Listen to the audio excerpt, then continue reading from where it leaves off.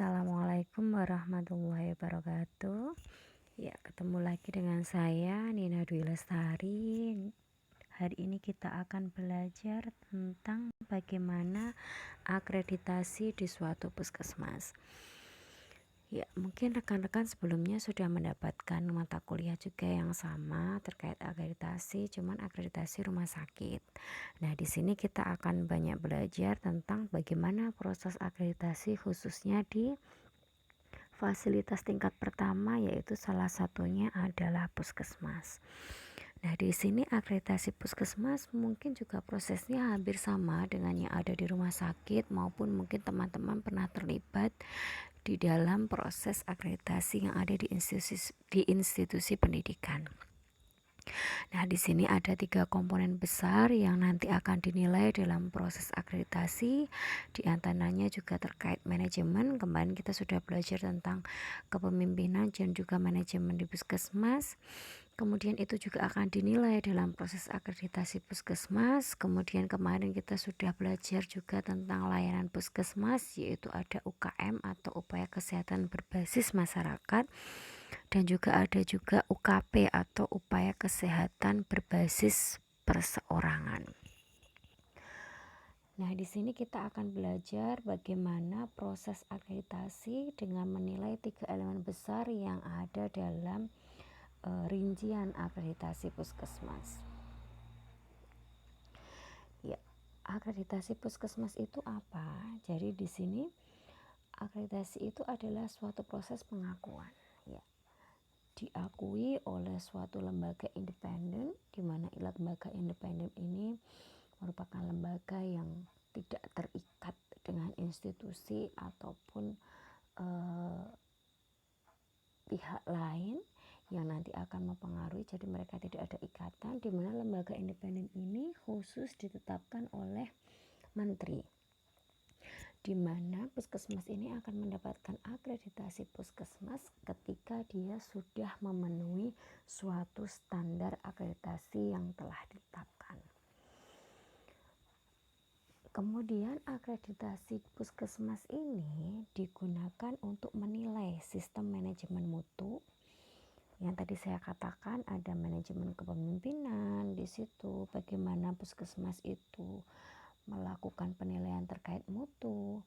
Kemudian juga sistem penyelenggaraan pelayanan, baik itu UKM maupun UKP, dan juga adanya upaya-upaya pokok sesuai dengan standar yang ditetapkan. Nah, kemarin kan kita sudah belajar bahwa UKP itu atau upaya pelayanan dalam puskesmas itu, khususnya UKP itu ada berbagai macam. Kemudian ada UKM, juga ada yang UKM yang bersifat dia wajib, ada yang bersifat dia pengembangan. Nah, itu dilaksanakan sesuai dengan aturan atau standar atau tidak. Kemudian sistem penyelenggaraannya bagaimana, terkait jamnya sesuai atau tidak, kemudian jenis layanannya, aksesibilitas dan lain-lain. Kemudian juga terkait dengan kepemimpinan dan juga manajemen mutu di puskesmas itu akan dinilai. Nah, akreditasi puskesmas itu sudah ditetapkan bahwa itu dilakukan setiap 3 tahun sekali. Nah, kenapa sih kita itu perlu mengadakan suatu akreditasi puskesmas, atau tujuan dari pelaksanaan akreditasi puskesmas itu adalah yang pertama tentunya kita berkaitan dengan mutu pelayanan dan keselamatan pasien. Jadi suatu institusi pelayanan puskesmas itu dikatakan bermutu baik itu ya memang akreditasinya juga selaras. Jadi semakin tinggi akreditasinya juga diharapkan mutu pelayanannya juga keselamatan pasiennya itu terjamin dengan baik. Ya, dengan catatan memang dilakukan dengan benar-benar, ya, bukan lagi data siluman atau bukan mengada-ada, benar adanya bahwa ketika akreditasi baik harusnya mutu dan keselamatan pasien itu juga menjadi baik, seperti itu.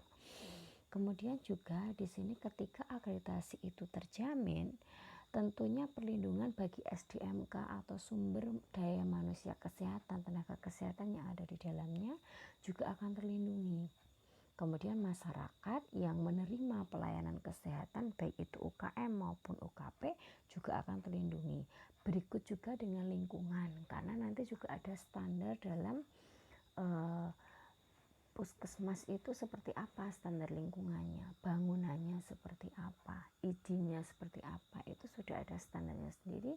Kemudian jika diberdirikan itu di lingkungan yang seperti apa, itu sudah ada standarnya sendiri. Jadi harapannya yang di dalam gedung SDMK-nya itu terlindungi, yang di luar gedung artinya masyarakat yang mengakses itu juga terlindungi. Kemudian lingkungan di sekitar puskesmas tentunya di wilayah kerjanya itu juga menjadi terlindungi. Kemudian yang ketiga adalah meningkatkan kinerja puskesmas dalam pelayanan kesehatan perseorangan maupun yang bersifat UKM. Karena proses akreditasi itu kan nantinya ada proses evaluasi kinerja ya. Jadi di sini harapannya bisa memberikan feedback kekurangannya di mana sehingga akan ada perbaikan baik itu dalam pelayanan UKP maupun pelayanan UKM. Selanjutnya, manfaatnya apa ketika akreditasi itu dijalankan? Yang pertama tentunya karena tadi mutunya bagus, keselamatannya terjamin, otomatis akan memberikan suatu keunggulan yang kompetitif. Semakin baik akreditasinya, semakin unggul, semakin kompetitif, mempunyai daya saing yang bagus dibandingkan puskesmas lain yang mungkin akreditasinya lebih rendah. Kemudian dengan penjaminan mutu tadi, unggul tadi, tentunya kepercayaan terhadap masyarakat terhadap fasilkes atau puskesmas itu menjadi lebih kuat ya tentunya ya. Jadi ketika akreditasinya bagus, otomatis tadi mutunya bagus, pelayanannya bagus, masyarakat semakin percaya, sudah nggak ragu-ragu lagi untuk periksa ke pelayanan kesehatan khususnya puskesmas gitu. Tapi kalau masyarakat mungkin tadi misalnya di bagian standar misalnya UKP misalnya, UKP itu kan ada pelayanan yang pemeriksaan umum, UGD gitu kan yang sering dirasakan oleh masyarakat secara langsung ketika periksa ya. Jadi kok di situ sudah nggak bagus, otomatis ketika ada penilaian terkait UKP misalnya terkait layanan klinis berorientasi pasien kok nggak bagus, otomatis di situ kepercayaan masyarakat juga akan semakin menurun seperti itu. Kemudian yang ketiga, dengan adanya akreditasi itu tentunya manfaatnya adalah adanya jaminan diselenggarakan pelayanan kesehatan primer yang berkualitas. Ya, karena tadi ada proses evaluasi yang berkelanjutan melalui proses akreditasi itu, otomatis apabila ada yang kurang akan diberikan feedback dan juga akan diberikan rencana tindak lanjut untuk perbaikan seperti apa. Kemudian di sini ternyata akreditasi itu juga meningkatkan manajemen risiko dalam pelayanan puskesmas, baik itu UKP maupun UKM. Kenapa? Karena kan dari akreditasi itu akan kelihatan, oh di mana yang kurang, apakah di administrasi manajemennya, apakah di UKM, apakah di UKP. Nah di sini kan nanti akan ketahuan resikonya apa. Oh misalnya tadi terkait UKM. UKM itu kita akan melihat tuh misalnya kaitannya dengan apakah dia sudah berorientasi sasaran atau tidak, kepemimpinan manajemennya bagaimana, sasaran kinerjanya sudah sesuai atau belum. Nah di situ kan akan kelihatan mana yang sudah bagus dan mana yang belum bagus dan mana yang berisiko untuk tidak jalan. Oh misalnya di situ sudah memilih misalnya UKM pengembangannya terkait misalnya kesehatan kerja, karena di situ misalnya banyak industri tahu sehingga dipilih UKM yang sesuai dengan kebutuhan masyarakat, yaitu UKM-nya terkait misalnya upaya kesehatan kerja. Tapi ternyata kok seberjalannya waktu ternyata di situ resikonya adalah pekerja itu tidak memberikan istilahnya umpan positif dengan adanya program itu. Pekerja misalnya cenderung tertutup, pabriknya cenderung tertutup ketika menerima pelayanan puskesmas yang datang ke pabrik misalnya. Nah itu dari situ kan akan kelihatan, oh nanti kemungkinan tidak jalannya itu karena kurangnya motivasi atau kurangnya dukungan dari pihak tenaga kerja yang ada di situ. Nah dari situ akan ada RTL-nya, misalnya apa sih rencana tindak lanjut dari resiko yang sudah didapat tadi, nah tindakannya apa? Misalnya membentuk paguyuban dengan melibatkan tokoh masyarakat, kelurahan dan sebagainya, atau lintas sektoral. Nah itu nanti akan ketahuan dari proses manajemen risiko yang didapat dari proses akreditasi tadi. Kemudian selanjutnya adalah membangun dan meningkatkan kerja tim. Nah, tentunya ketika akreditasi kita harus bahu-membahu ya mempersiapkan akreditasi.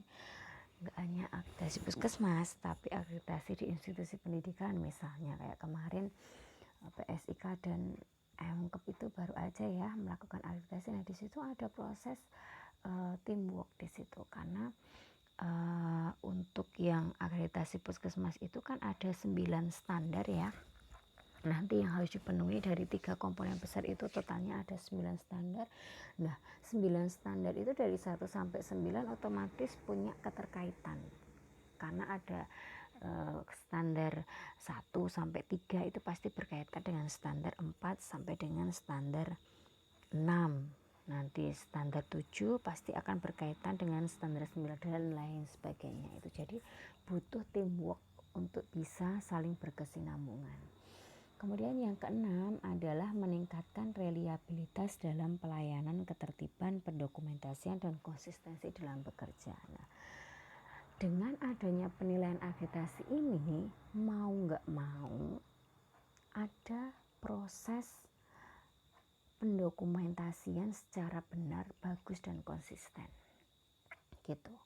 Kemudian pelayanan pun harusnya reliable, artinya dijalankan orang yang satu dengan orang yang lain dalam lingkup pelayanan yang sama tetap bagus gitu. Dipegang orang yang satu dan dipegang orang yang lain dalam lingkup yang sama, itu harusnya tetap bagus pelayanannya gitu. Jadi ada proses konsistensi dalam pelayanan, dan juga dokumentasinya pun harus bagus, tercatat dengan bagus, pelaporannya bagus, karena penilaiannya ya dari dokumentasi itu gitu.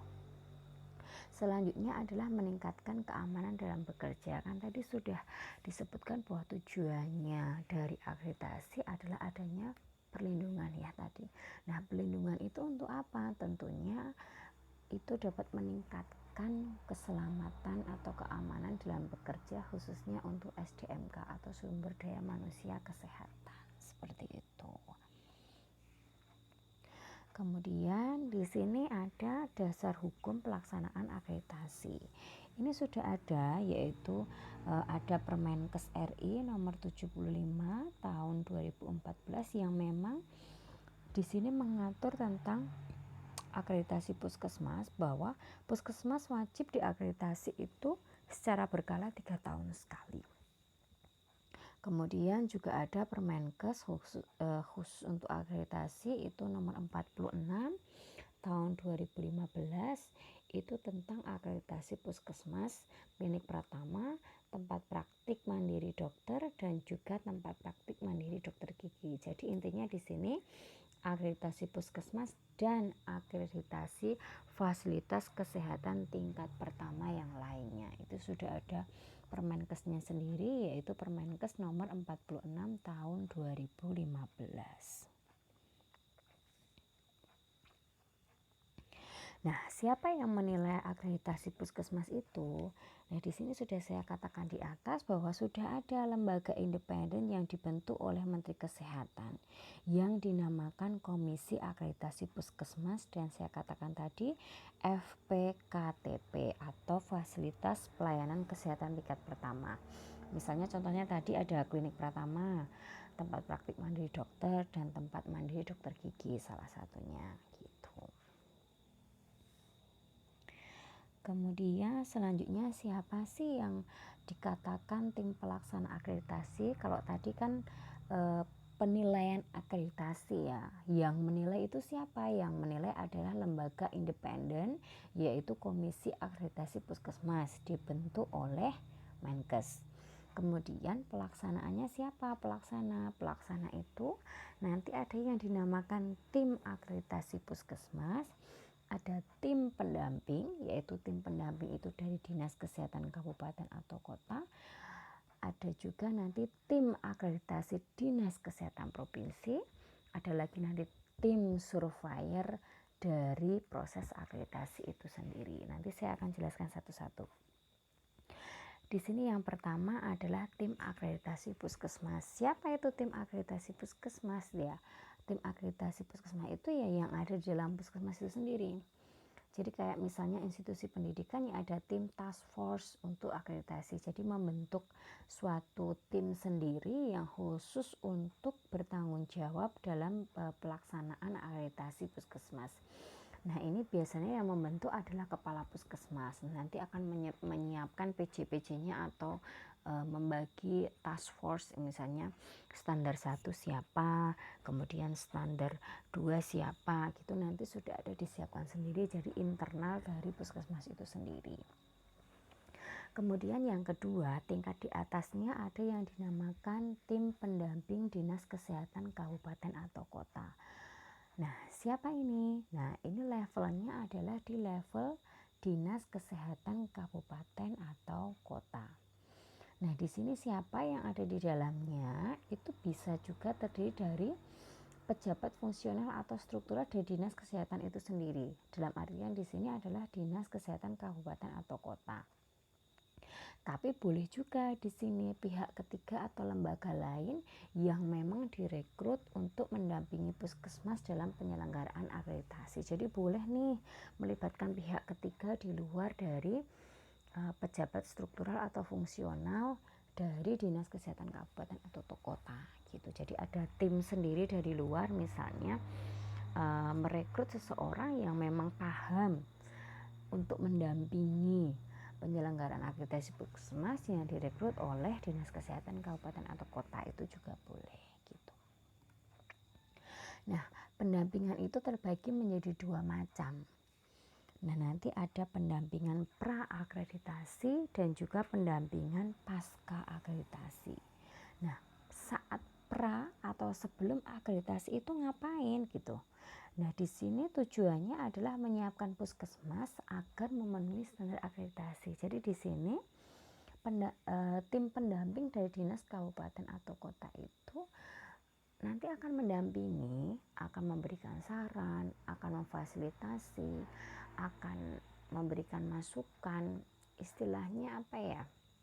Kalau di tingkat pendidikan mungkin asesor internal yang dipunyai oleh institusi pendidikan itu sendiri, tapi dalam artian di sini adalah yang dimiliki oleh dinas kabupaten kota yang bertujuan untuk memberikan pendampingan pada puskesmas tadi yang ada di bawahnya. Tujuannya yang menyiapkan, nanti akan memberikan istilahnya mentoring supaya puskesmas itu siap untuk mendapatkan akreditasi. Kemudian yang kedua adalah pendampingan pasca akreditasi. Nah, di sini tujuannya adalah untuk memelihara serta meningkatkan pencapaian akreditasi secara berkesinambungan sampai dilakukan akreditasi berikutnya. Jadi kan tadi sudah dilakukan survei akreditasi tuh, sudah dapat sertifikatnya.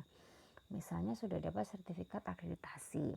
Nah, di sini fungsi dari dinas itu adalah kalau memang hasilnya itu sudah bagus, ya dinas itu nanti mengupayakan mendampingi supaya hasilnya itu tetap bagus, tidak menurun gitu.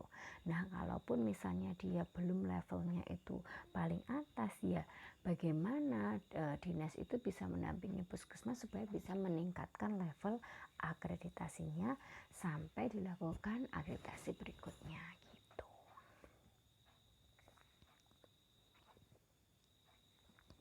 Kemudian setelah tadi ada tim pelaksana, kemudian ada juga tim pendamping dari dinas kabupaten atau kota. Sekarang di level atasnya lagi itu ada tim akreditasi dari dinas kesehatan provinsi. Nah, di sini siapa timnya ini? Nah, timnya itu nanti yang akan bertugas itu nanti melatih calon pendamping dari akreditasi dinas kabupaten kota. Jadi tadi kan dinas kabupaten kota itu kan fungsinya adalah mendampingi dari puskesmas supaya dia siap akreditasi, ngapa-ngapain lah istilahnya, saran, masukan, mentoring. Nah, tim pendamping yang dari dinas kabupaten kota ini kan butuh dilatih juga. Nah, yang latih siapa? Yang latih itu ya tim akreditasi dinas kesehatan provinsi. Siapa ini timnya? Tadi bisa juga PNS yang diangkat sebagai pejabat fungsional atau pejabat yang berwenang untuk mendidik atau melatih PNS di lembaga diklat. Namanya adalah Widya Iswara, nama kerennya. Nah, di sini memang ada PNS khusus yang diangkat sebagai pejabat fungsional yang khusus di diklat. Jadi memang dia melatih PNS di lembaga diklat, dalam artian di sini adalah melatih calon pendamping. Calon pendamping siapa? Pendampingnya itu kan tadi dinas kesehatan kabupaten kota. Nah, supaya bisa mendampingi puskesmas gitu. Kemudian selain Widya Iswara, kita juga bisa melibatkan staf dinas kesehatan provinsi itu sendiri. Kemudian di sini juga dinas kesehatan provinsi boleh melibatkan pihak ketiga. Nah, pihak ketiga ini juga diusulkan oleh dinas kesehatan provinsi itu sendiri karena dia memiliki persyaratan dan kriteria yang telah ditetapkan gitu. Misalnya dia memiliki kemampuan untuk melakukan pelatihan, dia sudah mendapatkan sertifikasi pelatihan untuk calon pendamping akreditasi, kemudian tentunya juga independen, tidak terikat dengan institusi manapun. Nah, ini ada kriteria tertentunya. Ya, selanjutnya, ini banyak sekali materinya, jadi saya harus sering menghela nafas ya di sini. Yang keempat adalah tim surveyor. Tadi satu apa tadi? Satu itu tim pelaksana akreditasi, kemudian tadi ada juga tim pendamping dari dinas kabupaten atau kota, kemudian ada juga tim akreditasi dinas kesehatan provinsi, kemudian yang keempat adalah surveyor. Siapa itu surveyor? Surveyor itu yang terjun, dia yang terjun langsung ke puskesmas, ditugaskan oleh komisi akreditasi fasilitas tingkat pertama tadi. Jadi dia yang menjadi tangan kanannya langsung untuk menilai puskesmas yang terjun langsung. Nah, ini siapa yang ada yang boleh menjadi tim surveyor ini? Yang pertama adalah Widya Iswara. Widya Iswara tadi kan PNS yang diangkat sebagai pejabat fungsional yang khusus untuk mendidik atau melatih PNS di lembaga diklat, ya kan. Kemudian yang kedua bisa juga dari staf dinas kesehatan provinsi yang ditunjuk, kemudian juga bisa dari pihak ketiga yang diusulkan oleh Dinkes provinsi dan tentunya dengan persyaratan atau kriteria yang telah ditetapkan. Nah, tadi saya katakan surveyor itu dia yang melakukan survei langsung ke puskesmas, dan dia sudah dibekali dengan standar-standar penilaian apa yang nanti akan digunakan untuk asesmen puskesmas. Kemudian di sini surveyor itu nanti akan punya kewenangan untuk memberikan rekomendasi status akreditasi puskesmas yang sudah disurvei itu seperti apa. Nah, rekomendasi itu nantinya akan disampaikan pada komisi akreditasi gitu. Jadi berjenjang. Nah, tadi kita sudah belajar siapa aja timnya, siapa aja yang menilai. Tadi yang menilai adalah komisi akreditasi fasilitas pelayanan kesehatan tingkat primer, kemudian pelaksananya ada 4 ya tadi ya. Nah, sekarang elemen apa saja yang dinilai dalam proses akreditasi ya. Ini yang akan menguras banyak tenaga untuk menjelaskan, tapi sedikit sudah saya singgung di depan tadi bahwa elemen penilaian akreditasi itu hanya punya 3 komponen besar, dimana kalau kita lihat tiap komponen di tiap kelompok itu punya keterikatan. Jadi elemen dalam akreditasi itu cuman ada 3, yaitu yang pertama administrasi manajemen. Jadi intinya tentang manajemen dan kepemimpinan puskesmas intinya di situ. Jadi mau dibolak-balik dan lain sebagainya, intinya di situ ya ada proses manajemen, ada proses evaluasi dan mutu puskesmas di situ. Kemudian yang kedua ada UKM atau upaya kesehatan berbasis masyarakat, kemudian ada UKP gitu. Cuman ada 3 elemen itu. Nah, sekarang kita lihat satu-satu untuk administrasi manajemen. Ya. Nanti di administrasi manajemen itu nanti ada 3 subbagian ya. Ada 3 subbagian yang nanti saya akan jelaskan. Yang pertama adalah terkait penyelenggaraan pelayanan puskesmas. Kemudian yang kedua terkait kepemimpinan dan manajemen puskesmas. Dan yang ketiga adalah terkait peningkatan mutu puskesmas. Ya, itu sudah saya sampaikan tadi di depan. Ini ya, penyelenggaraan puskes, kepemimpinan dan juga peningkatan mutu puskes. Ya. Yang pertama adalah terkait penyelenggaraan pelayanan puskesmas atau disingkat triple P, PPP. Nah, PPP ini dia nanti punya 3 standar. Ada standar 1.1, standar 1.2, dan standar 1.3. Nah, kita akan bahas satu-satu. Yang pertama terkait standar 1.1, yaitu terkait analisis kebutuhan masyarakat dan perencanaan puskesmas. Nah, kebutuhan masyarakat terhadap pelayanan itu harusnya itu kan dia tercermin dari upaya pelayanan kesehatan yang diselenggarakan oleh puskesmas. Jadi kayak kemarin saya bilang, upaya puskesmas itu yang diselenggarakan itu tuh harus sesuai dengan prioritas masalah yang ada di wilayah itu. Nah, di situ nanti upayanya itu tentunya akan teridentifikasi dan dituangkan dalam suatu proses perencanaan dan pelaksanaan kegiatan. Nah, di sini ada kurang lebih 5 kriteria yang ditetapkan. Yang pertama adalah sudah ditetapkan jenis pelayanan kesehatan berdasarkan prioritas. Seperti saya katakan tadi, bahwa di puskesmas itu harus bisa memprioritaskan pelayanan kesehatan apa yang akan diberikan pada masyarakat. Gitu. Ini secara umum ya, baik itu UKM maupun UKP. Jadi kalau UKM itu kan ada UKM esensial atau UKM wajib dan UKM pengembangan. Ya kalau wajib kan memang nggak bisa diutak-utik. Wajib ya berarti kan harus ada. Yang pengembangan itu masih disesuaikan dengan prioritas masalah kesehatan yang ada di wilayah kerjanya. Kemudian yang kedua adalah keikutsertaan masyarakat secara aktif untuk memberikan umpan balik. Ya kemarin sudah dipelajari bahwa dalam suatu manajemen puskesmas itu salah satu bentuk monitoring dan evaluasi adalah dari eksternal atau dari masyarakat. Jadi kan di puskesmas kalau kalian bisa lihat itu ada kotak saran. Nah itu sebenarnya salah satu bentuk bagaimana puskesmas itu bisa membuka evaluasi atau kontribusi masyarakat untuk memberikan evaluasi secara aktif, memberikan umpan balik terhadap pelayanan kesehatan yang diberikan.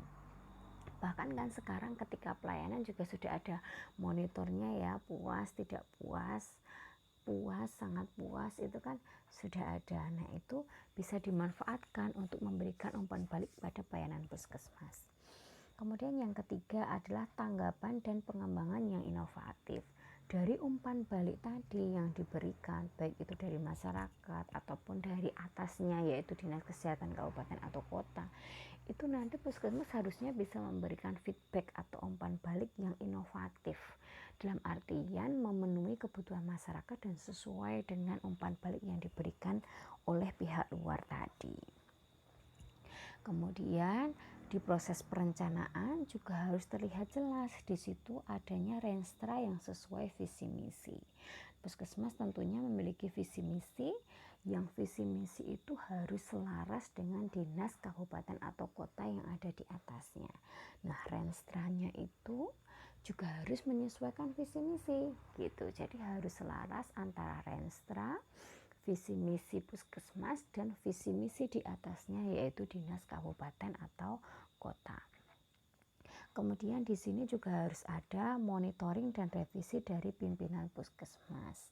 Nah, monitoring dan evaluasi itu kan bisa dari internal, salah satunya dari pemimpin puskesmas kepada pelaksana program. Nah, di sini adanya proses monitoring yang berkala yang dilakukan. Misalnya, kan ada proses triwulanan, evaluasi triwulanan. Kemudian ada evaluasi jangka pendek untuk 1 tahunan. Kemudian ada proses refleksi kasus dan lain sebagainya. Itu yang kemarin kita sudah pelajari. Nah, itu merupakan proses monitoring yang ada dari internal puskesmas. Nah, itu nanti harusnya secara berkelanjutan itu dilaksanakan untuk memberikan tadi ya, pengembangan yang inovatif dari hasil monitoring dan evaluasi serta revisi dari pimpinan puskesmas. Kemudian standar yang kedua adalah standar terkait akses dan pelaksanaan kegiatannya tadi. Ini baru yang 1.2. Kalau 1.1 tadi kan analisis kebutuhan masyarakat dan perencanaan, itu punya 5 kriteria. Kemudian yang kedua adalah akses dan pelaksanaan kegiatan, ini punya 6 kriteria. Nah, ini hampir sama dengan yang nomor 1 tadi, yaitu jenis Yankes itu harus sesuai dengan kebutuhan dan harapan masyarakat. Kalau tadi kan di kriteria 1 itu bahwa dianalisis kebutuhan masyarakat dan perencanaan puskesmas itu kan ada kriteria yang pertama, ditetapkan jenis pelayanan kesehatan berdasarkan prioritas. Nah, di bagian 2 ini, di bagian akses ini juga dijelaskan kembali bahwa di sini jenis Yankes harus sesuai dengan kebutuhan dan harapan masyarakat. Kalau tadi sesuai prioritas, kalau yang ini sesuai dengan kebutuhan dan harapan masyarakat. Kemudian yang kedua adalah terkait informasi. Nah, di sini informasi yang diberikan itu juga harus jelas. Informasi layanan misalnya. Jadi informasi layanan pun harus jelas dan memadai. Bagaimana kegiatan puskesmas itu baik untuk jajaran puskesmas internal sendiri maupun untuk masyarakat. Misalnya terkait pelayanan, ya jamnya berapa, jam berapa sampai jam berapa, kegiatannya apa aja, itu harus tersosialisasi baik itu di jajaran puskesmas maupun untuk masyarakat. Kemudian yang ketiga kaitannya dengan aksesibilitas atau kemudahan dalam akses. Kemudahan dalam akses dalam artian di sini mudah, tepat waktu, adanya komunikasi timbal balik baik itu antara pengelola atau manajerial puskesmas, pemberi asuhan atau pemberi pelayanan, dan juga penerima Yankes yaitu masyarakat pada umumnya. Gitu. Kemudian selanjutnya adalah penjadwalan. Nah, penjadwalannya pun itu juga harus tepat waktu dan sudah disepakati, baik itu kegiatan internal atau dalam gedung maupun di luar gedung. Kan kemarin sudah saya jelaskan bahwa pelayanan puskesmas itu ada yang di dalam gedung maupun yang ada di luar gedung. Di dalam gedung itu biasanya berupa UKP, yang di luar gedung biasanya berupa UKM maupun kegiatan untuk kelompok khusus, misalnya kayak panti asuhan, sekolah, dan lain sebagainya. Kemudian selanjutnya adalah penyelenggaraan pelayanan dan upaya puskesmas juga harus didukung oleh mekanisme kerja. Jadi ada proses mekanisme kerja, job desk, pembagian pekerjaan, pengorganisasian pekerjaan, itu supaya efektif dan efisien. Kemudian di sini tentunya di tiap poin itu selalu ada standar untuk umpan balik. Tadi di yang 1.1 kan juga ada umpan balik ya. Tadi keikutsertaan masyarakat untuk aktif umpan balik. Nah, di sini juga adanya mekanisme umpan balik dan penanganan keluhan. Gitu. Kemudian selanjutnya di standar 1.3 itu ada standar evaluasi. Ya, ini baru tadi yang standar yang kelompok penyelenggaraan pelayanan puskesmas itu yang kelompok administrasi manajemen baru yang butir 1, baru yang penyelenggaraan pelayanan puskesmas. Itu yang terakhir itu ada evaluasi. Nah, di evaluasi di sini nanti akan melihat efektivitas dan efisien. Efektivitas adalah tentunya apakah kegiatan pelayanan yang diberikan oleh puskesmas itu sesuai dengan perencanaan dan juga dapat memenuhi kebutuhan dan harapan pengguna layanan.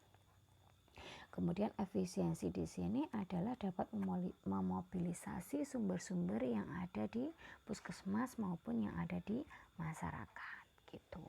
Nah, di sini ada 2 kriteria, yaitu analisis kinerja puskesmas dan pelayanan, dan yang kedua adalah evaluasi meliputi pengumpulan data dan analisis indikator kinerja puskesmas. Jadi cuma punya 2 indikator.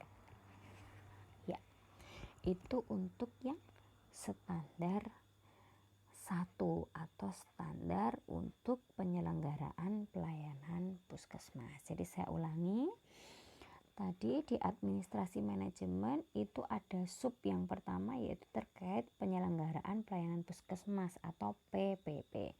Nah, PPP itu terdiri dari 3 komponen atau 3 standar, yaitu yang pertama adalah analisis kebutuhan masyarakat dan perencanaan, kemudian itu terdiri dari 5 kriteria, kemudian tadi ada akses dan pelaksanaan kegiatan, itu dia punya 6 kriteria, di yang terakhir 1.3 ada evaluasi, itu punya 2 kriteria gitu.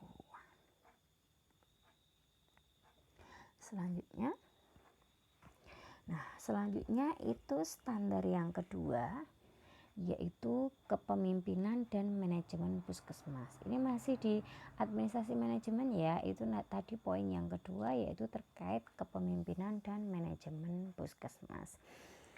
Nah, kepemimpinan dan manajemen puskesmas itu nanti punya 6 standar.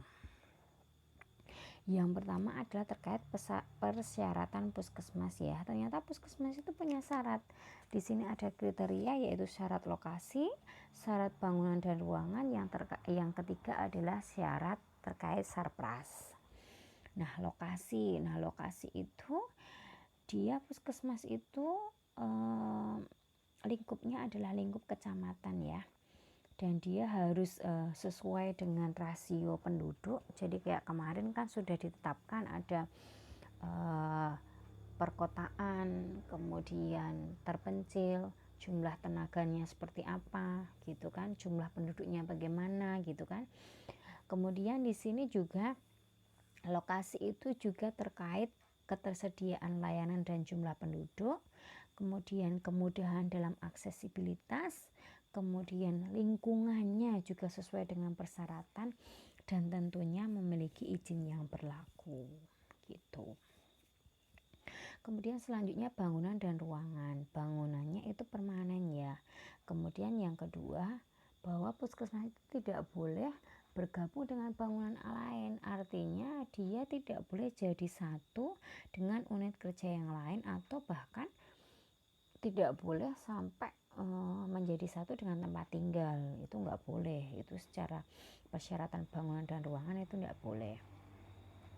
Kemudian lingkungannya juga sehat, keamanannya bagus, kenyamanannya bagus, kemudahan dalam pelayanan misalnya untuk penduduk dengan disabilitas itu dia bisa menyediakan, nggak harusnya punya layanan khusus ya terkait penduduk yang mengalami disabilitas gitu.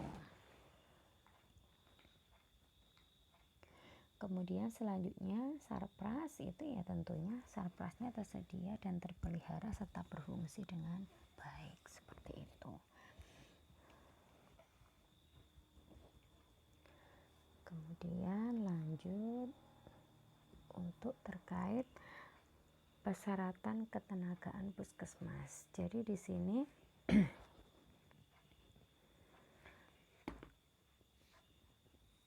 Puskesmas itu punya jenis dan jumlah tenaga kerja yang harus sesuai dengan persyaratan. Yang pertama misalnya kepala puskesmas itu harus seorang tenaga kesehatan yang kompeten.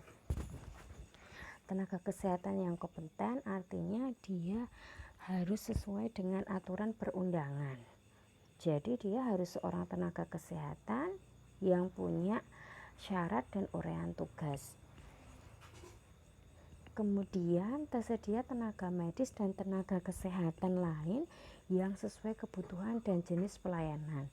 Dalam artian di sini jenis dan jumlahnya harus qualified, yang dia misalnya perawat ya punya STR, punya SIP, dokter pun demikian, dia punya STR dan punya SIP seperti itu. Kemudian standar 2.3. Standar 2.3 itu terkait kegiatan pengelolaan puskesmas.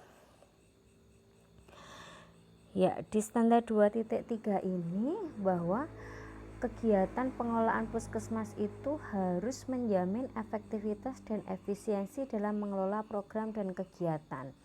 Nah, program ini harus sesuai dengan tata nilai, visi, misi, tujuan, tugas pokok dan fungsi puskesmas. Nah, di sini untuk bisa menjadi efektif dan efisien, tentunya puskesmas itu harus memiliki struktur organisasi. Jadi kan tiap puskesmas pastinya sudah ada kepala puskesmas, penanggung jawab program, itu pasti punya. Itu merupakan suatu wujud struktur organisasi, di mana struktur organisasi itu pastinya punya alur komunikasi. Bagaimana komunikasi top down atau down to top. Nah, itu pasti sudah diatur dalam struktur organisasi. Kemudian juga ada proses koordinasi, bagaimana supaya pelayanan puskesmas itu dapat efektif dan efisien. Itu bagaimana koordinasi antara pejabat yang ada di atas juga pelaksana program, begitu juga sebaliknya. Kemudian struktur organisasi itu tentunya juga didukung adanya kejelasan tugas, peran, dan tanggung jawab. Jadi ada job desk yang nanti jelas, misalnya PC pelayanan dan pencegahan penyakit tidak menular misalnya. Nah, itu jelas tugasnya ngapain, perannya ngapain, tanggung jawabnya apa, itu sudah jelas. Oh, dia koordinator perkesmas atau perawatan kesehatan masyarakat. Nah, jelas dia tugasnya ngapain. Itu sudah ada job desk-nya masing-masing. Kemudian struktur organisasi itu juga perlu dikaji ulang ya secara reguler dan ada perubahan bila mana perlu. Misalnya kok dilalah ada yang pensiun, ada yang sakit. Nah, bagaimana fleksibilitas dari struktur organisasi itu bisa berjalan? Tentunya fleksibilitas yang terlalu fleksibel itu juga nggak bagus, tapi terlalu saklek itu juga nggak bagus. Jadi itu harus diatur oleh kepala puskesmas. Kemudian selanjutnya adalah pengelola dan pelaksana puskesmas harus memenuhi standar kompetensi dan adanya rencana pengembangan. Jadi kalau misalnya dia seorang sarjana kesehatan masyarakat misalnya, dia memiliki kemampuan atau kompetensi di bagian promosi kesehatan, ya sudah dia dijadikan penanggung jawab untuk kegiatan promosi kesehatan. Kemudian misalnya perawat sebagai perawat gigi misalnya, kan ada ya jurusan perawat gigi ya, dia di poli gigi, jangan di poli KIA misalnya gitu. Jadi sesuai dengan kompetensinya dan adanya rencana pengembangan. Jadi bagaimana SDM itu juga memiliki hak untuk dilakukan pengembangan, baik itu pelatihan maupun pendidikan, seperti itu. Kemudian kriteria yang kelima adalah orientasi pendidikan dan pelatihan. Jadi sudah disebutkan ya, jadi ada rencana pengembangan untuk pemegang atau pelaksana pengelola dari upaya kesehatan. Jadi di sini ada proses orientasi. Misalnya kok dia pemegang kebijakan atau pelayanan baru, misalnya PJ Promkesnya baru aja ganti tuh. Nanti berarti ada proses orientasi dari pejabat lama ke pejabat yang baru. Kemudian ada juga pengembangan pendidikan dan pelatihan bagi karyawan yang baru, sertifikasi, pelatihan misalnya. PPGD misalnya, PPGD itu kan juga butuh diupdate ya, reupdate lagi. Nah, itu boleh suatu bentuk pengembangan pelatihan itu. Kemudian bisa juga berupa pendidikan, misalnya disekolahkan. Kan banyak juga perawat puskesmas yang disekolahkan kembali oleh institusi untuk peningkatan kemampuan di bidang pendidikan dan juga pelatihan. Kemudian selanjutnya adalah kriteria yang keenam adalah pimpinan puskesmas menetapkan visi misi yang disosialisasikan kepada semua pihak terkait. Jadikan visi misi itu harusnya tersosialisasikan dengan baik ya. Kayak misalnya kemarin akreditasi institusi aja deh. Misalnya kemarin PSIK itu akreditasi, yaitu visi misi harus disosialisasikan baik untuk mahasiswa, kemudian tendik atau tenaga pendidik, kemudian juga pada dosen maupun pimpinan. Nah, sama di puskesmas pun seperti itu. Jadi visi misi puskesmas itu benar-benar harus diketahui oleh semua pihak gitu. Bahkan di situ kan sudah terpapang ya visi misi puskesmas, misalnya kasihan satu apa-apa aja itu kan dipaparkan supaya masyarakat pun juga tahu gitu. Tidak hanya internal dari puskesmas itu sendiri. Kemudian selanjutnya adalah kriteria yang ketujuh, bahwa pimpinan puskesmas itu memberikan arahan dan dukungan pada karyawan. Wajib ain ya hukumnya di sini arahan dan dukungan. Kemudian di sini juga puskesmas memfasilitasi pembangunan yang berwawasan kesehatan dan pemberdayaan masyarakat. Ini bisa melalui UKM ya, karena kan yang bersentuhan dengan masyarakat secara berkelompok itu kan UKM gitu. Kemudian adanya akuntabilitas atau pertanggungjawaban pimpinan dan juga pengelolaan layanan puskesmas dan pendelegasian wewenang apabila meninggalkan tugas.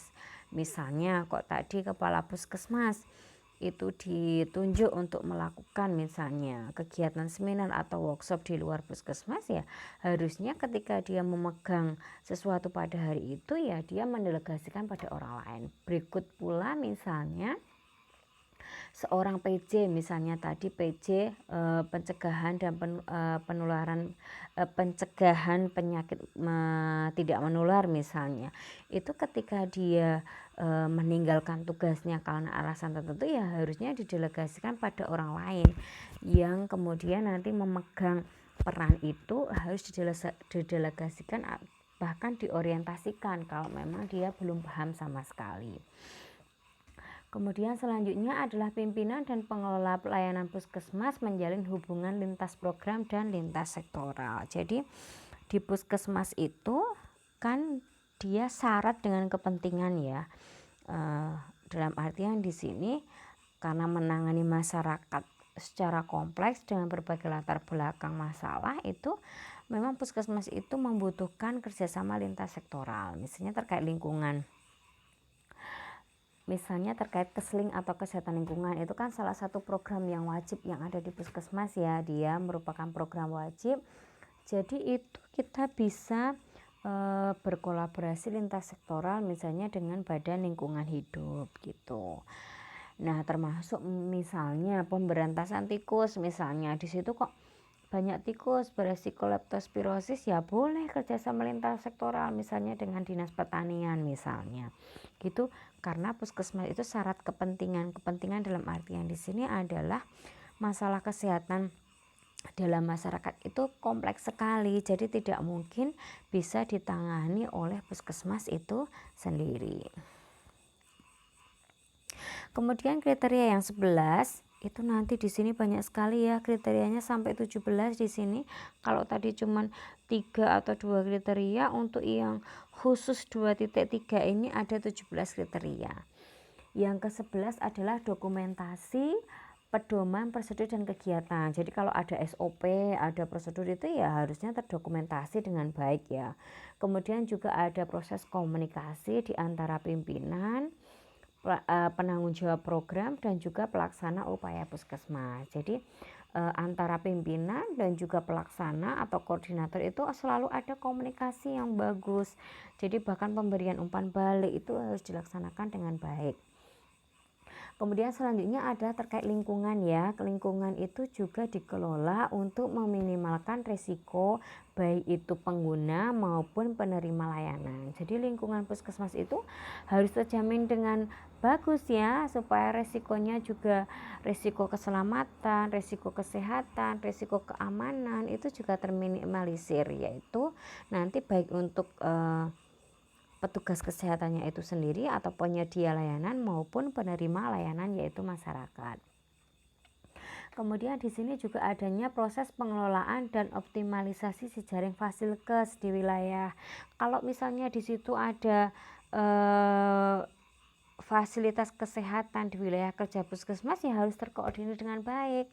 Misalnya sekarang kasus COVID ya, itu antara pelaporan di Pustu, pelaporan di Pusling, pelaporan kasus di dokter praktik atau bidan praktik lah, di situ ya harus terintegrasi dengan baik untuk bisa masuk di jejaring puskesmas di wilayah kerja itu. Jadi puskesmas di wilayah kerja itu juga memantau gitu fasilitas kesehatan yang ada di wilayah kerja di bawahnya. Pustu datanya masuk situ, Pusling datanya masuk situ. Kemudian kalau ada dokter praktik kaitannya dengan kasus itu ya harus terlaporkan dengan baik ke puskesmas. Jadi tidak berjalan sendiri-sendiri, itu harus ada proses integrasi antara jejaring fasilkes yang ada di bawahnya. Kemudian juga di sini ada standar 15 yaitu kaitannya dengan profesionalisme dalam pengelolaan keuangan. Jadi keuangan juga harus akuntabel ya, dalam artian alokasinya sesuai dengan kegiatannya, bagaimana pelaporannya itu harus sesuai. Kemudian ada juga pengelolaan harus sesuai dengan perundangan yang berlaku, dan yang terakhir adalah terkait SIMKes. Ini standar 17. SIMKes sekarang semuanya serba menggunakan aplikasi ya, bahkan perawat puskesmas yang sudah sepuh-sepuh itu kadang mengeluh karena semuanya harus terrecord dalam sistem sekarang itu. Jadi mau nggak mau di puskesmas itu ya pelayanan pada masyarakat, setelah itu selesai ya harus counting administratif di belakang ya. Setelah itu datanya kan banyak sekali, karena satu hari itu puskesmas bisa tergantung puskesmasnya. Misalnya puskesmasnya itu puskesmas kecamatan ya pasiennya bisa sampai ratusan dalam sehari. Nah itu harus masuk administrasinya itu dalam sistem informasi kesehatan puskesmas. Untuk apa? SIMKes itu ya untuk mengetahui tren data, untuk mengetahui kegiatan yang sudah dilaksanakan, dan juga SIM itu nanti menyediakan data yang akan digunakan untuk pengambilan keputusan gitu. Kemudian selanjutnya adalah standar 2.4 yaitu terkait hak dan kewajiban pengguna puskesmas. Nah tadi itu masih di sub yang kedua ya, masih di kepemimpinan manajemen puskesmas. Tadi yang pertama ada persyaratan puskesmas, itu ada lokasi, sarpras dan bangunan, ada persyaratan ketenaga kerjaan puskesmas, ada kegiatan pengelolaan puskesmas, dan yang keempat di sini adanya hak dan kewajiban pengguna puskesmas. Nah di sini kalau kita lihat di puskesmas itu kan terpapang ya hak dan kewajiban dari pengguna puskesmas itu apa, itu biasanya sudah disosialisasikan dalam bentuk misalnya dia poster besar di pintu masuk puskesmas, itu sudah tertera hak dan kewajiban pasien itu ngapain. Kemudian di situ juga ada peraturan internal yang jelas, misalnya di situ aturannya masuk jam berapa, pulang jam berapa, adanya sanksi apa, itu sudah jelas, ada peraturan internal yang ditetapkan oleh puskesmas itu sendiri. Nah di sini harus jelas hak dan kewajibannya, itu juga harus terpampang dengan jelas. Kemudian selanjutnya adalah standar 2.5 yaitu adanya kontrak pihak ketiga.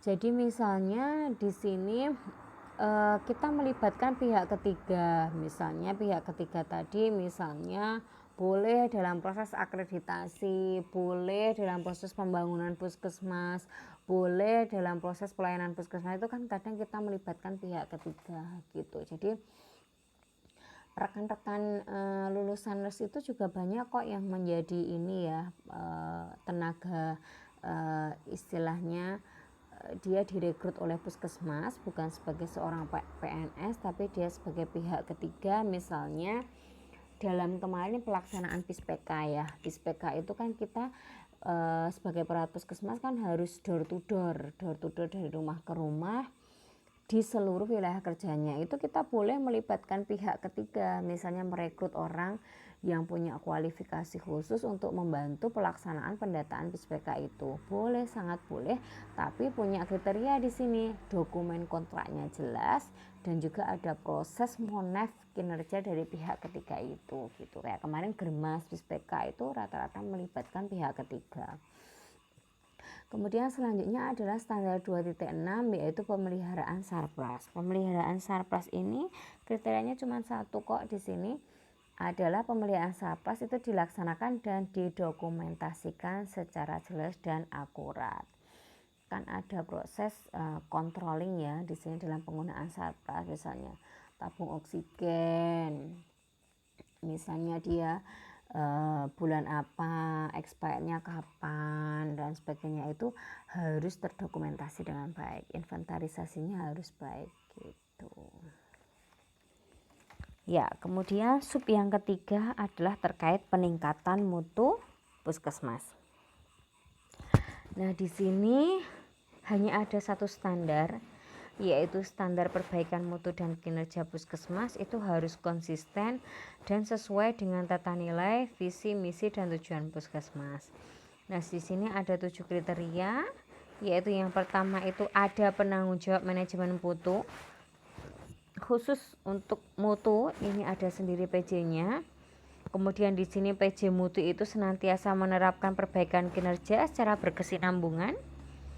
Ada proses peran serta aktif dalam perbaikan kinerja, ada proses audit internal, ada pemberdayaan penggunaan puskesmas untuk perbaikan kinerja puskes. Misalnya di sini pengguna puskes ya masyarakat. Nah, masyarakat boleh memberikan umpan balik ya tadi. Tadi kan ada masyarakat boleh atau berkenan memberikan umpan balik. Nah, itu di sini nanti diakreditasi juga di poin yang peningkatan mutu ini, nanti ditekankan juga bahwa di sini adanya peran serta aktif dalam perbaikan kinerja itu khususnya oleh pengguna puskesmas atau masyarakat. Kemudian ada juga peningkatan kinerja yang berkesinambungan dan ada benchmarking atau studi banding atau kaji banding ke puskesmas yang lain yang tentunya punya akreditasi yang lebih baik gitu. Ya, menghela napas dulu sebelum masuk ke kelompok yang kedua, yaitu kelompok UKM. Ya, kelompok UKM itu lebih ke evaluasi dari pelaksanaan UKM yang kemarin ada UKM esensial dan UKM pengembangan. Nah, di sini nanti untuk UKM itu juga punya ini ya, punya kaitannya dengan yang standar atau sub yang pertama tadi, yang kelompok pertama yaitu kelompok administrasi manajemen. Sebentar, saya minum dulu. Ya, di sini di kelompok upaya kesehatan masyarakat atau UKM itu nanti akan punya 3 kriteria juga di sini, yaitu yang pertama terkait kebutuhan akan UKM itu harus selalu dianalisis. Kemudian bagaimana akses masyarakat dan sasaran kegiatan UKM, dan juga yang terakhir adalah evaluasi kinerja baik itu kepala puskesmas maupun dari PJ UKM. Ya, kita coba lihat satu persatu. Ya, upaya kesehatan masyarakat yang berorientasi sasaran itu baru yang sub yang pertama ya. Nanti ada 3 sub. Sub yang pertama adalah upaya kesehatan masyarakat yang berorientasi sasaran atau disingkat UKMBS. Nah, di sini UKMBS itu nanti punya 3 kriteria. 3 kriteria saja. Yaitu yang pertama, bahwa UKM itu kebutuhannya itu harus dianalisis dulu. Jadi si PJ UKM itu harus mengidentifikasi bahwa UKM yang diselenggarakan itu harus sesuai dengan kebutuhan dan harapan masyarakat. Nah, ini hampir sama ya tadi dengan PPP atau penyelenggaraan pelayanan puskesmas. Makanya saya katakan di tiap komponen itu punya keterkaitan karena punya komponen yang hampir sama. Misalnya di sini di upaya kesehatan masyarakat berorientasi sasaran itu di standar yang 4.1 itu berkaitan dengan di tadi standarnya untuk yang penyelenggaraan pelayanan puskesmas atau PPP terkait analisis kebutuhan masyarakat dan perencanaan. Nah, di sini hampir sama isinya. Cuma di sini lebih dispesifikkan untuk UKM gitu. Kemudian yang kedua, akses masyarakat dan sasaran kegiatan terhadap UKM. Jadi PJ UKM itu harus bisa memastikan bahwa UKM itu berjalan dengan baik, profesional, tepat waktu, tepat sasaran, sesuai dengan tujuan dan kegiatan puskesmas, dan memenuhi kebutuhan dan harapan masyarakat. Ya, hampir sama dengan yang tadi, cuman ini lebih ditekankan pada UKM. Kemudian selanjutnya adalah bahwa di sini 4.3 kepala puskes dan penanggung jawab UKM harus melakukan evaluasi secara berkala terhadap kinerja pelaksanaan kegiatan UKM dalam mencapai tujuan dan memenuhi kebutuhan dan harapan masyarakat. Ya. Jadi intinya di upaya kesehatan masyarakat yang berorientasi sasaran, di sini adalah UKM-nya itu harus sesuai dengan kebutuhan dan harapan masyarakat. Kemudian di sini pelaksanaannya harus tepat waktu, profesional, tepat sasaran, sesuai dengan kebutuhan masyarakat juga. Kemudian di sini yang ketiga adalah adanya proses evaluasi. Hanya itu saja, gampang. Ya. Selanjutnya adalah yang poin B. Di subpoin yang kedua itu adalah terkait kepemimpinan dan manajemen UKM. Itu hampir sama dengan yang tadi, yang administrasi manajemen kaitannya dengan kepemimpinan dan manajemen puskesmas. Cuman kalau kepemimpinan dan manajemen puskesmas itu kan secara umum. Kalau ini adalah kepemimpinan dan manajemen tapi khususon untuk UKM.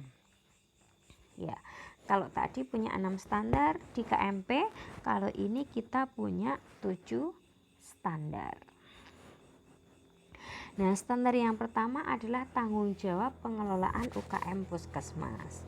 Nah, PJ UKM Puskesmas itu dia yang bertanggung jawab terhadap efektivitas dan efisiensi dalam pelaksanaan UKM Puskesmas, dan itu tentunya harus sesuai dengan tata nilai, visi, misi, dan tujuan Puskesmas. Jadi penanggung jawab utamanya ya PJ UKM itu sendiri, dia harus bisa memastikan apakah dia sesuai dengan tujuan, sesuai dengan visi misi, sesuai dengan tata nilai, sudah memenuhi kebutuhan atau belum, sudah efisien memobilisasi sumber-sumber atau belum. Nah, itu yang bertanggung jawab adalah PJ UKM.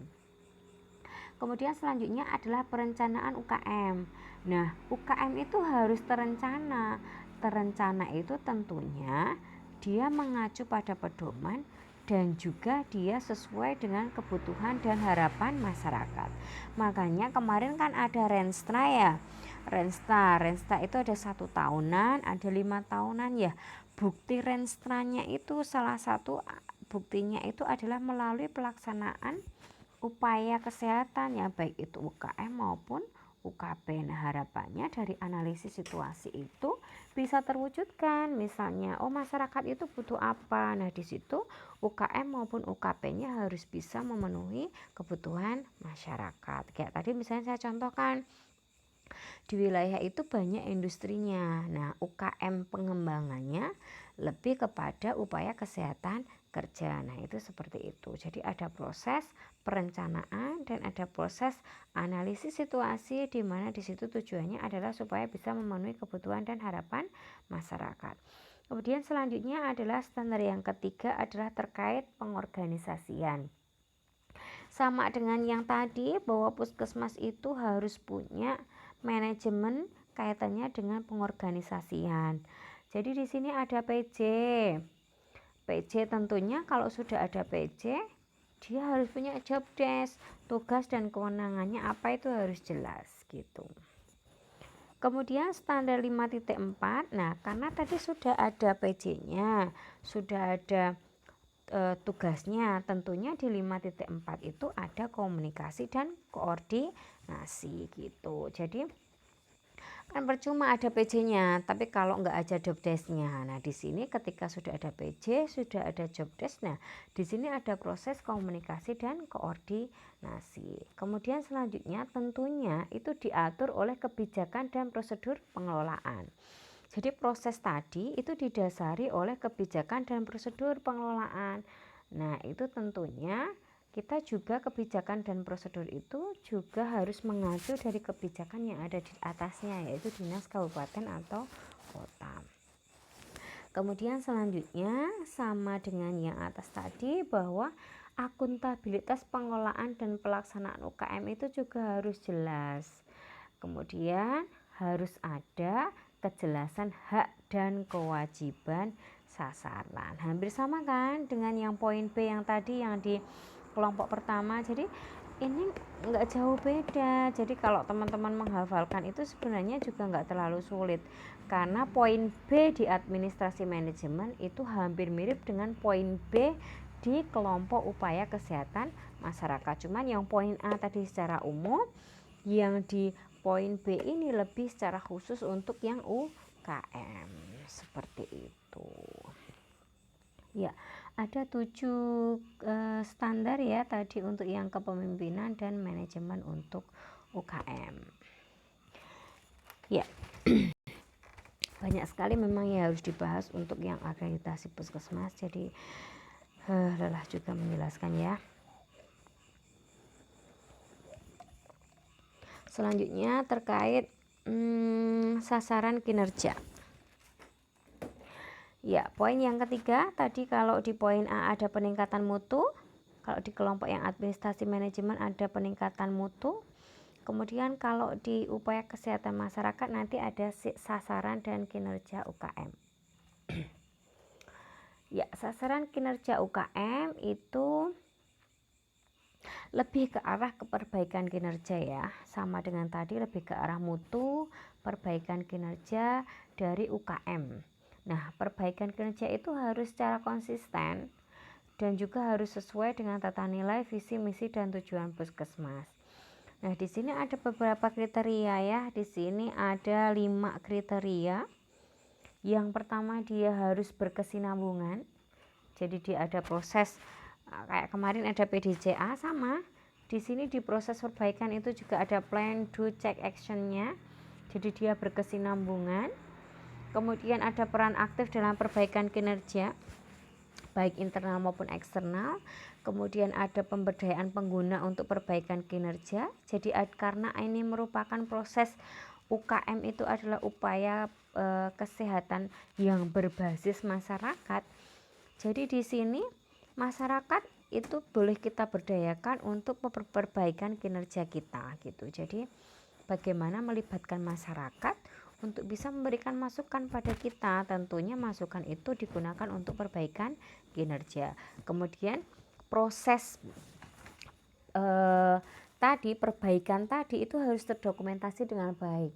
Misalnya kok ada perubahan tadi kayak kemarin kan ada perubahan misalnya rencana 1 tahunan, misalnya kayak kondisi COVID ini kan tidak tidak dapat terprediksi. Nah, proses perbaikan atau proses perubahan itu juga harus terdokumentasi dengan baik gitu. Kemudian misalnya tadi program UKM kok tidak berjalan, misalnya tadi kesehatan kerja kok tidak berjalan, ya sudah, berarti kan itu butuh penilaian dan butuh perbaikan. Nah, itu prosesnya itu harus terdokumentasi dengan baik. Kemudian yang terakhir ada benchmarking atau studi banding ya, studi banding UKM di puskes lain. Kalau tadi kan studi banding puskesmas secara umum, manajemen puskesmas secara umum. Nah, kalau ini benchmarking juga tapi khusus untuk UKM. Ya, ini kelompok yang terakhir adalah terkait upaya kesehatan perorangan.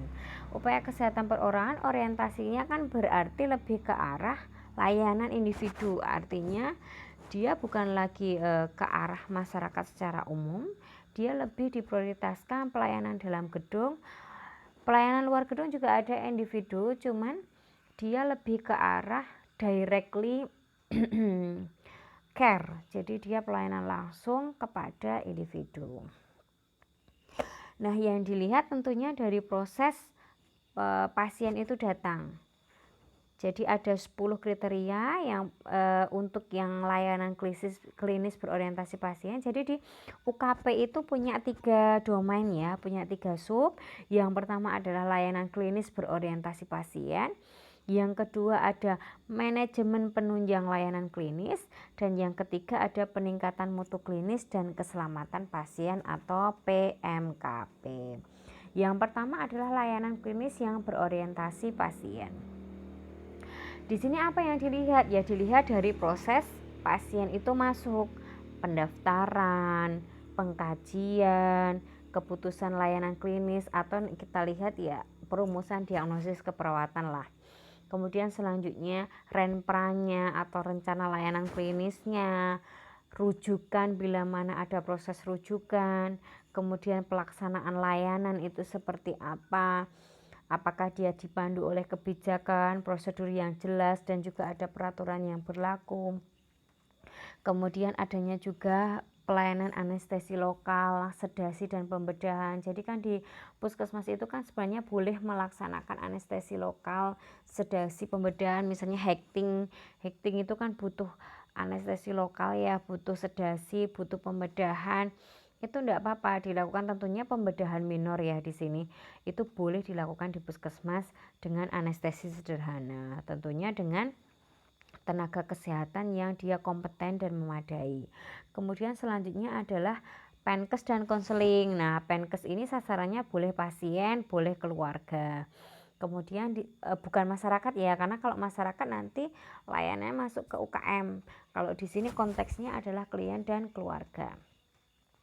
Kemudian selanjutnya makanan dan terapi nutrisi. Nah, kalau misalnya ini ada misalnya puskesmas yang melaksanakan rawat inap. Nah, di situ kan ada proses pemberian makan dan terapi nutrisi. Ada juga puskesmas yang juga melakukan rehabilitasi atau upaya pemulihan untuk balita dengan gizi buruk. Nah, di sini juga ada pemberian makanan dan terapi nutrisi untuk balita dengan gizi buruk misalnya. Kemudian ada pemulangan dan tindak lanjut atau discharge planning. Nah, yang bintang tadi, yang 2 tadi, yang makanan terapi nutrisi, kemudian pemulangan dan tindak lanjut tadi, biasanya itu tanda bintang itu tentunya untuk puskesmas tertentu, misalnya puskesmas dengan layanan tertentu atau puskesmas dengan layanan rawat inap gitu. Kemudian selanjutnya adalah sub yang kedua adalah terkait manajemen penunjang layanan klinis. Kalau tadi kan layanan klinis berorientasi pasien, artinya layanan utama. Kalau di sini adalah layanan penunjang. Apa aja layanannya? Yang pertama adalah lab. Nah, di sini lab itu bagaimana pelayanannya? Apakah tepat waktu, sesuai dengan kebutuhan, sesuai dengan standar hukum dan peraturan, gitu harus terdokumentasi dengan baik. Kemudian pengobatan. Nah, pengobatan itu apakah obat yang tersedia itu dikelola secara efisien dan sesuai dengan kebutuhan pasien. Kemudian ada juga pelayanan penunjang yaitu radiodiagnostik, itu jika tersedia, karena tidak semua rumah sakit punya pelayanan radiodiagnostik ya. Kemudian selanjutnya ada SIMKes, yaitu kebutuhan data dan informasi asuhan. Jadi SIMKes itu penting ya untuk bagaimana proses pendokumentasian data di puskesmas, dan juga untuk penentuan pengambilan keputusan itu juga bisa menggunakan SIMKes. Kemudian selanjutnya adalah lingkungan pelayanan, apakah dia mematuhi persyaratan hukum. regulasi dan perizinannya berlaku. Selanjutnya terkait peralatan, tadi juga ada yang di depan itu kaitannya dengan peralatan, tapi peralatan di sini khususnya terkait UKP. Kemudian adanya proses rekrutmen, retensi, pengembangan dan pendidikan berkelanjutan bagi tenaga klinis yang baku. Jadi seperti saya jelaskan tadi ya, ada proses rekrutmen tenaga kerja untuk UKP ini, ada retensi, jadi mempertahankan tenaga kerja kalau memang dia melibatkan pihak luar, apakah butuh retensi, kemudian pengembangan baik itu berupa pelatihan maupun pendidikan yang berkelanjutan. Selanjutnya, sub yang ketiga adalah kaitannya dengan peningkatan mutu klinis dan keselamatan. Ini balik lagi kalau sudah di poin ketiga, di semua komponen kelompok tadi pasti kaitannya dengan perbaikan kinerja, kaitannya dengan evaluasi, kaitannya dengan mutu pasti di sini. Nah, ini dia punya 4 kriteria, yaitu yang pertama, bagaimana perencanaan monef, mutu dan keselamatan pasien itu di pelayanan klinis. Kemudian selanjutnya juga mutu layanan klinis dan keselamatan dipahami dan didefinisikan baik oleh semua pihak. Kemudian yang ketiga, mutu layanan klinik dan sasaran keselamatan dapat diukur, dikumpulkan dan dievaluasi dengan tepat. Yang terakhir adalah perbaikan mutu layanan klinis tadi diupayakan, dievaluasi dan dapat dikomunikasikan dengan baik, seperti itu. Jadi bisa saya simpulkan bahwa di sini elemen akreditasi puskesmas itu baik dari kelompok 1 yaitu administrasi manajemen yang tadi punya 3 komponen. Kemudian upaya kesehatan masyarakat atau UKM juga punya 3 komponen. Kemudian UKP itu juga punya 3 komponen. Intinya di tiap komponen itu memiliki hubungan ketersinambungan. Jadi kayak tadi di administrasi manajemen, di yang poin pertama itu kan kaitannya dengan penyelenggaraan pelayanan puskesmas itu secara umum. Nah, di poin kelompok yang upaya kesehatan masyarakat itu dikerucutkan. Di sini di poin A adalah terkait upaya kesehatan masyarakat berorientasi sasaran. Kemudian dikerucutkan lagi tapi khusus yang UKP itu di kelompok 3 yaitu layanan klinis berorientasi pasien. Jadi itu semuanya berkesinambungan dari mulai yang general itu yang administrasi manajemen, yang kelompok yang kedua itu lebih ke arah UKM dan yang kelompok 3 itu lebih ke arah UKP. Jadi di sini total ada 9 standar. Ya, karena masing-masing kelompok itu punya 3 standar, yaitu di sini punya 9 standar dan masing-masing standar punya bermacam-macam kriteria. Yang paling banyak tadi ada di 17 kriteria itu ada di standar mana tadi ya? Di standar kepemimpinan dan manajemen puskesmas di kelompok yang pertama itu tadi ada kegiatan pengelolaan puskesmas itu punya 17 kriteria itu yang paling banyak. Yang lainnya di bawah itu gitu. Nah, di sini selanjutnya saya jelaskan bagaimana sih alur atau mekanisme penilaian akreditasi. Di sini kita bisa lihat bahwa dimulai dari adanya suatu permohonan dari fasilitas layanan kesehatan atau puskesmas. Puskesmas akan mengajukan permohonan akreditasi ke dinas kabupaten atau kota. Jadi berjenjang, tidak langsung ke komisi akreditasi tapi berjenjang. Puskesmas mengajukan permohonan ke dinas kabupaten atau kota. Dinas kabupaten kota kemudian mengecek dulu kesiapannya. Apakah puskes itu siap atau belum untuk melaksanakan proses akreditasi. Kan tadi fungsinya dinas kabupaten kota kan melakukan pendampingan. Kalau praakreditasi berarti kan dia akan menyiapkan, dicek dulu dia siap atau enggak. Kalau siap baru nanti dinas kesehatan kabupaten itu dia yang akan meneruskan permohonan itu ke dinas kesehatan provinsi. Nah, ketika dinas kesehatan provinsi itu sudah menerima ajuan permohonan tadi, dia akan meneruskan ke komisi akreditasi. Nah, selanjutnya komisi akreditasi itu akan menugaskan koordinator untuk membentuk tim surveyor. Kan tadi ada pelaksana, ada pendamping, kemudian ada Dinas Kesehatan Provinsi, kemudian ada tim surveyor. Nah, tim surveyor ini ditugaskan oleh Komisi Akreditasi untuk melakukan koordinasi dan supaya nanti dia siap melakukan survei akreditasi di Fasiankes. Jadi tadi di langkah yang kelima itu Komisi Akreditasi akan menugaskan koordinator untuk membentuk tim surveyor, ya. Tim surveyor nanti ada di tingkat provinsi. Nah, surveyor kemudian akan melakukan survei akreditasi langsung ke puskesmas. Nah, surveyor ini tadi kan punya wewenang untuk memberikan rekomendasi. Nah, karena yang surveyor itu kan yang paling tahu kondisi puskesmas itu seperti apa, yang akan menilai 9 kriteria tadi. Nah, setelah dinilai tadi, surveyor itu berhak atau mempunyai kewenangan, mempunyai kewenangan untuk memberikan rekomendasi berdasarkan hasil survei tadi kepada koordinator surveyor di tingkat provinsi. Oh, ini hasilnya seperti ini loh.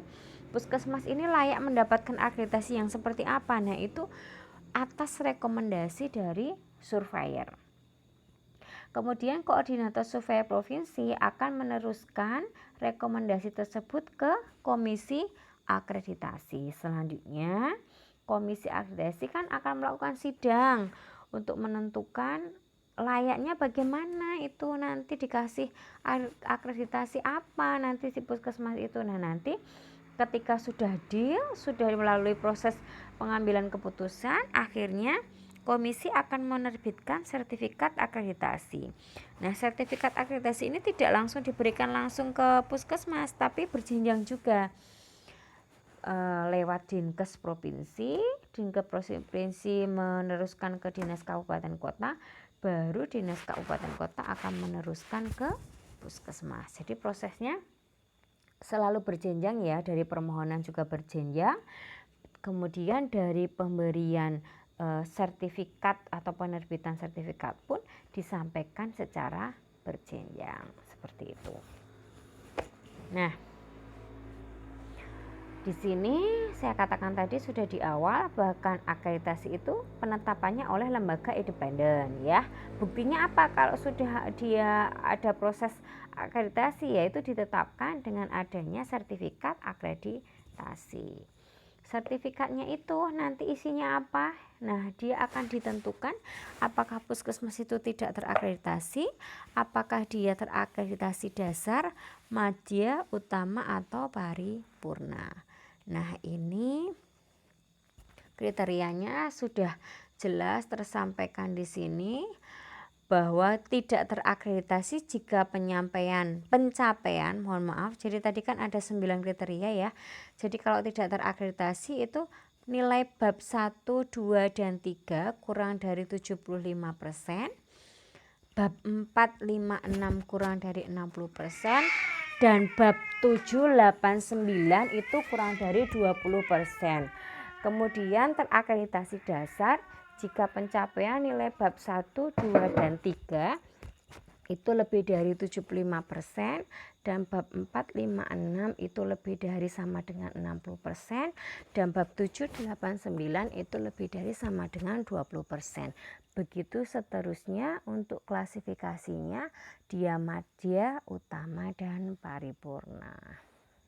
Gitu ya. Jadi kita tinggal melihat tadi beberapa kriteria dari komponen penilaian, baik itu kelompok 1 administrasi manajemen, kelompok 2 untuk UKM, dan kelompok 3 untuk UKP, yang terdiri dari berbagai sub dan kriteria tadi, yang totalnya ada 9 kriteria atau 9 bab. Nah, itu nanti kita kalkulasi tergantung nanti pencapaiannya seperti apa gitu. Nanti baru bisa ditentukan apakah dia tidak terakreditasi dasar, madya, utama, atau paripurna. Ya, mungkin itu saja. Nanti bisa dilanjutkan dalam proses diskusi di ELS. Tanya jawabnya bisa lewat ELS ya. Dari saya cukup sekian. Assalamualaikum warahmatullahi wabarakatuh.